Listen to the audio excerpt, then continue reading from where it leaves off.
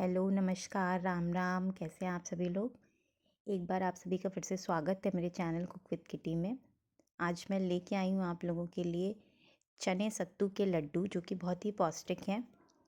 रोज़मर्रा की ज़िंदगी में भाग-दौड़ में हम लोग इतने बिज़ी रहते हैं कि अपने लिए हमें टाइम ही नहीं मिलता। बेसिकली मैं फ़ीमेल्स की ही बात कर रही हूँ, सबके टेक केयर करने में लगी रहती हैं और उनको अपने लिए बिल्कुल भी टाइम नहीं मिलता। रखा हुआ खाना भी वो बनाएँगी खुद से गरमा-गरम सबको देंगी, पर खाएँगी ठंडा-ठंडा। और ये जो लड्डू हैं ये आपको मतलब मैं तो बेसिकली मुझे इसलिए आइडिया आया क्योंकि आजकल मेरे हस्बैंड को बहुत जल्दी सुबह जाना रहता है और मैं उनको डिब्बे पे डिब्बे सोचती हूँ मैं क्या पैक कर दूँ कि पूरे दिन में ये भी खा लें वो भी खा लें। पर इन लड्डुओं का ये फ़ायदा है कि सत्तू सत्तू जानते हैं आप अपने में ही फुलफ़िल रहता है। अगर आप 2 टेबलस्पून सत्तू भी कभी घोल के पी होगी आपने या पिंडियाँ बचपन में खाई होंगी नमकीन, मीठी किसी भी तरीके की, तो वो काफ़ी देर तक आपको फुल रखती हैं। प्लस मैंने इसमें सीड्स और नट्स भी ऐड किए हैं जो कि आपको एनर्जी भी प्रोवाइड कराते हैं। मखाने ऐड किए हैं, कैल्शियम रिच है, यानी कि ये लड्डू पूरी तरीके से आयरन, कैल्शियम, प्रोटीन और मिनरल्स से भरे हुए हैं।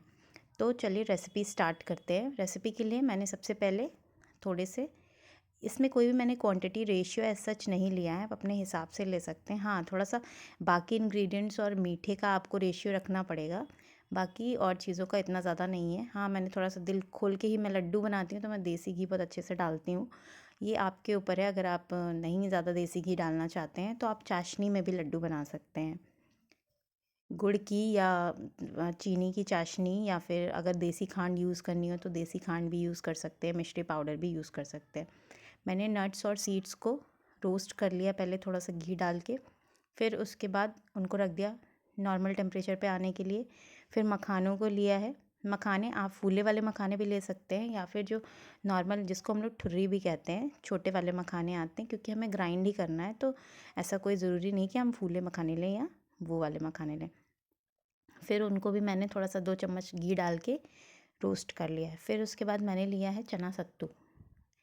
आप गर्मियों का सीज़न हो तो आप जौ चने दोनों का मिक्सचर भी ले सकते हैं, सत्तू जो आपको पसंद हो वैसा। अगर आपके पास सत्तू नहीं है तो आपके पास अगर भुने चने हैं तो आप भुने चने भी ग्राइंड करके ले सकते हैं, क्योंकि ये सत्तू ऑलरेडी बहुत भुना हुआ होता है, इसलिए बहुत ज़्यादा इसको नहीं भूनना है। मैंने इसको लो फ्लेम पे एकदम अच्छे से, क्योंकि बहुत ड्राई सा होता है इसलिए उसको एक बाइंडिंग अच्छी सी देने के लिए और एक अच्छा सा फ्लेवर देने के लिए इसको मैंने लगभग 2 टेबल स्पून में थोड़ा सा रोस्ट कर लिया है। फिर उसके बाद अपने नट्स और सीड्स को मैंने सब कुछ ठंडा हो जाने पे पीस लिया है।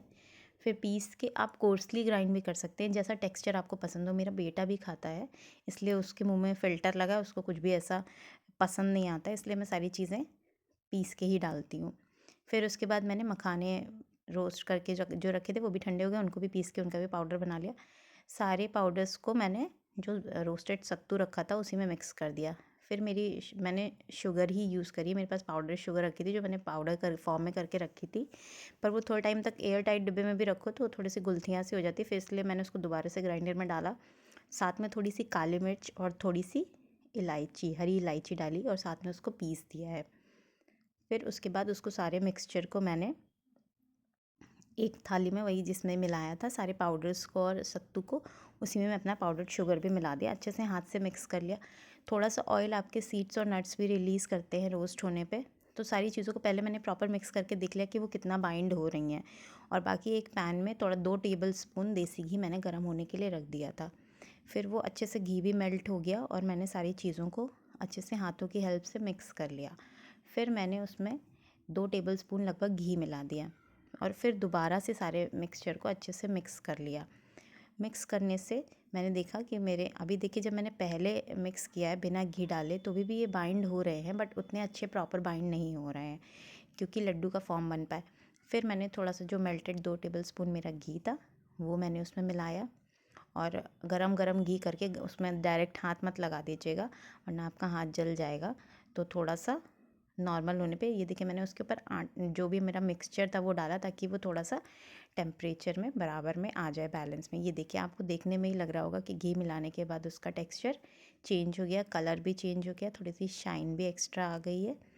और फिर उसके बाद मैंने इनके लड्डू बना दिए। इन केस अगर यहाँ इसके बाद भी आपके लड्डू नहीं बन सकते या बन पा रहे हैं तो थोड़ा सा डैश ऑफ मिल्क आप यूज़ कर सकते हैं, यानी कि नॉर्मल टेम्परेचर पे जो दूध हो उसके थोड़े से छींटे ऐड कर दीजिए और फिर आप अपने लड्डूज़ को बाइंड कर लीजिए। बहुत अच्छे से प्रॉपर बाइंड हो जाएंगे आपके लड्डू।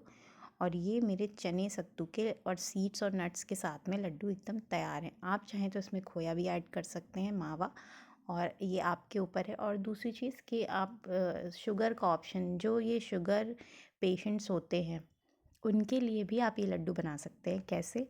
जहाँ पे हमने शुगर ली थी उसको आपको हटा देना है।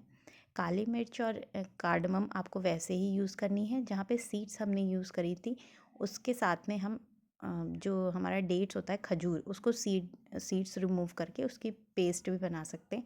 या फिर साथ में आप थोड़े से फिक्स यानी कि अंजीर भी ऐड कर सकते हैं, जिनसे कि आपके सत्तू को बाइंड मिल जाएगी और आपके लड्डू प्रॉपर फॉर्म हो जाएंगे। या फिर आप गुड़ की चाशनी में भी बना सकते हैं, या normal jaggery, organic jaggery powder आता है उसके साथ भी आप इसको बना सकते हैं, या डेट्स पाउडर के साथ भी बना सकते हैं।